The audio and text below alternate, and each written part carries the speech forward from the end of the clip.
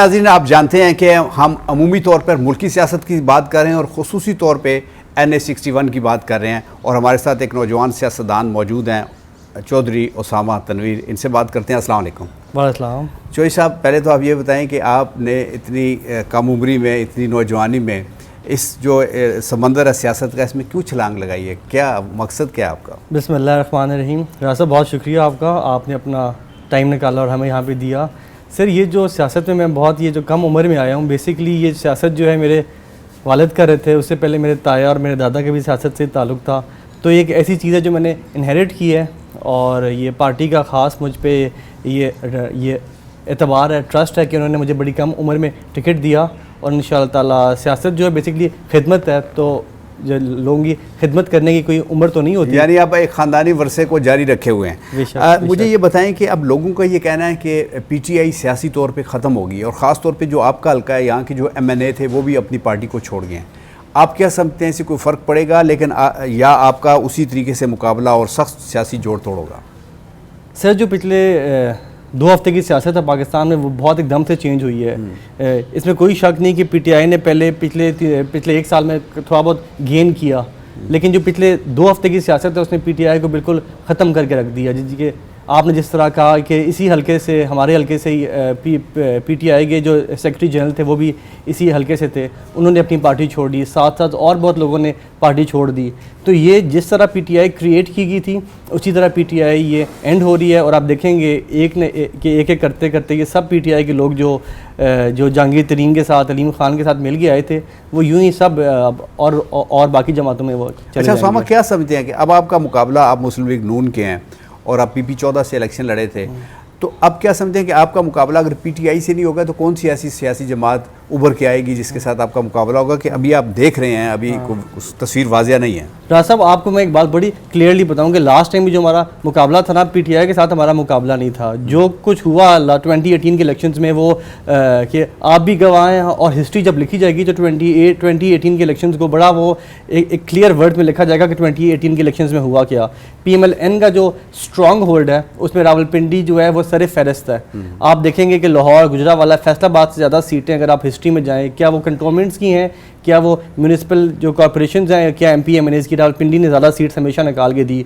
तो रावलपिंडी हमेशा से PMLN का एक स्ट्रॉन्ग होल्ड रहा है। PTI से इस बार तो मुझे नहीं लगता कि हमारा कोई इतना कॉम्पिटिशन है। बाकी भी पार्टीज़ हैं, पीपल्स पार्टी थोड़ा बहुत गेन कर रही है, लेकिन इंशाअल्लाह ताला PMLN जो है रावलपिंडी में स्ट्रॉन्गेस्ट जमात है। अच्छा उसामा, जो आपके वालिद साहब हैं सेनेटर चौधरी तनवीर साहब, वो ख़ास तौर पे कंटोनमेंट के एक बहुत मजे हुए सियासतदान समझे जाते हैं और उन्होंने स्वीप किया है इसके कंटोनमेंट के इलेक्शन में तन तना, जब उन्होंने खुद सारी ड्राइविंग सीट संभाली थी। लेकिन क्या बात है, उनके होते हुए, अपने वालिद के होते हुए, उनकी सारी वो सियासी समझबूझ के होते हुए उसामा इलेक्शन में कामयाब ना हो सका, उसकी क्या वजह थी? सर देखिए, इसमें कोई शक नहीं कि वालिद साहब ने अपनी जो पॉलिटिक्स स्टार्ट की थी वो as a member of cantonment board start की थी और वो फिर ग्रो करते करते जो पाकिस्तान के जो हाईएस्ट फोरम्स हैं, सेनेट ऑफ पाकिस्तान, उसके भी मेंबर इलेक्ट हुए। उनका जो अवाम से रब्ता था वो आज तक बहुत ज़्यादा स्ट्रॉन्ग रब्ता है और वही रब्ता मैंने भी कंटिन्यू करके रखा है। और जिस तरह मैंने आपको पहले कहा कि 2018 के जो इलेक्शंस हैं, जब हिस्ट्री लिखी जाएगी आज से 5 साल बाद, 10 साल बाद, तो क्लियर उसमें हो जाएगा कि उन इलेक्शंस में क्या हुआ। और इलेक्शन भी जिस तरह बाकी स्पोर्ट्स होती हैं, एक स्पोर्ट ही है, एक बंदे की जीत होती है, एक बंदे की हार होती है। जिस तरह भी जीत हो, जिस तरह भी हार हो, इसमें कोई दिल बर्दाश्ता होने की बात नहीं है। तो इंशाल्लाह जो कमिंग इलेक्शंस हैं, जो कमिंग आने वाला वक्त है, वो वक्त हमारा है और PMLN का है। अच्छा उसामा, एक आखिरी आपसे मैं सवाल ये पूछना चाह रहा हूँ कि जो यूथ है वो मुस्लिम लीग नून से कटी हुई लगती है। आप भी एक नौजवान है, आप उस यूथ को अट्रैक्ट करने के लिए, अपने हल्के की यूथ को अट्रैक्ट करने के लिए क्या ऐसी हिकमत अमली अपनाना चाहेंगे और किस तरीके से उनको अट्रैक्ट करेंगे? राज साहब देखिए, ये एक PTI का बड़ा प्रोपेगेंडा है कि यूथ उनके साथ है और वो प्रोपेगेंडा के मास्टर्स हैं। ये एक बड़ा गलत इंप्रेशन है कि यूथ PTI के साथ है। सर, मैं आपके सामने यूथ का नुमाइंदा बैठा हुआ हूँ। मैं 26 साल का नौजवान लड़का था जब मेरी पार्टी ने मुझे ट्रस्ट किया और मुझे टिकट दिया। ये देखें, एक तो होता है कि सिर्फ बातों की हद तक क्या आप सिर्फ बातें करते हैं कि हम यूथ को आगे लेके आ रहे हैं, यूथ को हम आगे मौका दे रहे हैं। जो मेरे अगेंस्ट जो अपोनेंट थे, उनकी एज थी 70 ईयर्स और मैं 26 ईयर्स की एज में मैंने उनका मुकाबला किया और बहुत अच्छा मुकाबला किया। ये सिर्फ प्रोपेगेंडा है।